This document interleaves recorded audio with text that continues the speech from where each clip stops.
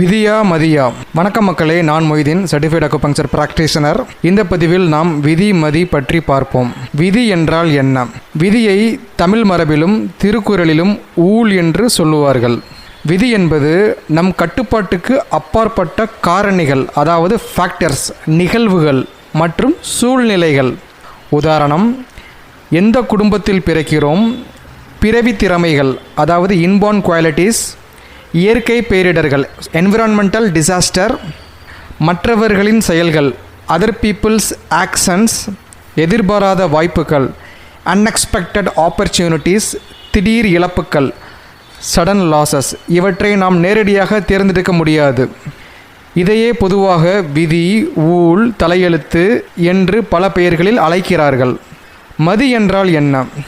மதி என்பது சிந்திக்கும் திறன், முடிவெடுக்கும் திறன் மற்றும் முயற்சி செய்யும் திறன். இவை மூன்றும் பொதுவாக சேர்ந்ததுதான் மதி. உதாரணம், என்ன படிக்க வேண்டும், எவ்வளவு உழைக்க வேண்டும், யாருடன் பழக வேண்டும், பணத்தை எப்படி செலவிட வேண்டும், இவை அனைத்தும் மதி. விதியில் நல்லதும் இருக்கலாம், கெட்டதும் இருக்கலாம். நல்ல விதியை அதிர்ஷ்டம் என்பார்கள், கெட்ட விதியை சோதனை என்பார்கள். விதியை பொதுவாக நடைமுறையில் எப்படி சொல்கிறார்கள் என்றால், அதிர்ஷ்டம் என்றும் சிலர் சொல்கிறார்கள், கடவுளின் அருள் என்றும் சிலர் சொல்கிறார்கள், இறைவன் நாட்டம் என்றும் சிலர் சொல்கிறார்கள். நாத்திகர் விதியை அதிர்ஷ்டம் என்றும் மற்றும் சரியான இடத்தில், சரியான நேரத்தில், சரியான வாய்ப்பு, அதாவது right chance in right time at right place என்றும் சொல்கிறார்கள். ஆத்திகர் விதியை கடவுளின் அருள் என்று சொல்கிறார்கள். திருவள்ளுவர் விதியை ஊழ் என்று திருக்குறளில் கூறுகிறார். இப்படியாக விதிக்கு பல பெயர்கள் இருக்கலாம்.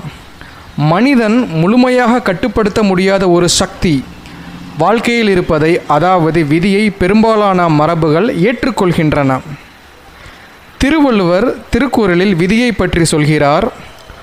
ஊழிற் பெருவழி யாவுல மற்றொன்று சூழினும் தான் முந்துரும். விளக்கம், ஊழை விட, அதாவது விதியை விட வலிமையானது வேறு இல்லை. மனிதன் எவ்வளவு திட்டமிட்டாலும் சில நேரங்களில் அவன் கட்டுப்பாட்டுக்கு அப்பாற்பட்ட நிகழ்வுகள் நடந்துவிடும். திருவள்ளுவர் திருக்குறளில் இன்னொரு இடத்தில் மதியை பற்றி சொல்கிறார். தெய்வத்தான் ஆகாது எனினும் முயற்சி தன் மெய் வருத்த கூலி தரும். பொருள், விதி உதவாமல் போனாலும் முயற்சி செய்ததற்கான பலன் வீணாகாது. இந்த இரு குறளையும் ஆராய்ச்சி செய்தால் திருவள்ளுவர் விதி என்பது மதியை விட வலிமையானது என்கிறாரோ என்று எனக்கு கருத தோன்றுகிறது. சரி, உங்களுக்கு என்ன தோன்றுகிறது? உதாரணம் 1, மோட்டார் சைக்கிள் ஓட்டுபவரின் உதாரணம். நாம் சாலையில் வண்டி ஓட்டுகிறோம். நம் கட்டுப்பாட்டில் இருப்பது என்ன? நம் வேகம், நம் பிரேக், நம் கவனம், ஹெல்மெட் அணிவது, போக்குவரத்து விதியை பின்பற்றுவது, இவை அனைத்தும் மதி. ஆனால் எதிரே வரும் ஓட்டுநர் எப்படி ஓட்டுவார்? ஒருவர் மொபைல் பார்த்து கொண்டு வருகிறாரா, மது அருந்திவிட்டு வருகிறாரா, திடீரென்று ஒரு வாகனம் தவறாக திரும்புமா? இவை நம்மால் கட்டுப்படுத்த முடியாது. இது விதி. உதாரணம் 2, விவசாயியின் உதாரணம். ஒரு விவசாயியை நினைத்து பாருங்கள். அவர் நிலத்தை உழுகிறார், நல்ல விதையை தேர்ந்தெடுத்து விதைக்கிறார், உரம் போடுகிறார், தண்ணீர் பாய்ச்சுகிறார், களைகளை அகற்றுகிறார். இவை அனைத்தும் அவருடைய மதி, அவருடைய முயற்சி. ஆனால் நிலத்தில், அந்த விவசாயியின் நிலத்தில் மழை பெய்யுமா, புயல் வருமா, வெள்ளம் வருமா, வறட்சி வருமா? இவை அவர் கட்டுப்பாட்டில் இல்லை. இது விதி. மக்களே, வெற்றி கிடைத்தால் நான் மட்டுமே காரணம் என்று அகங்காரம் கொள்ளாதீர்கள். தோல்வி வந்தால் எல்லாம் விதி என்று சோம்பேறியாகவும் ஆகாதீர்கள். உங்கள் கையில் இருப்பது முயற்சி, ஒழுக்கம், அறிவு. உங்கள் கையில் இல்லாதது முடிவு. ஆகவே விதியை நம்புங்கள், ஆனால் விதியை காரணம் காட்டாதீர்கள். மதியை பயன்படுத்துங்கள், ஆனால் மதியால் எல்லாவற்றையும் வெல்லலாம் என்று அகங்காரம் கொள்ளாதீர்கள்.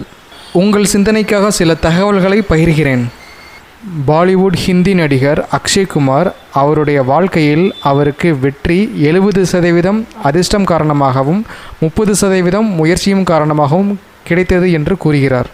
மீண்டும் ஒரு பதிவில் சந்திப்போம். நன்றி.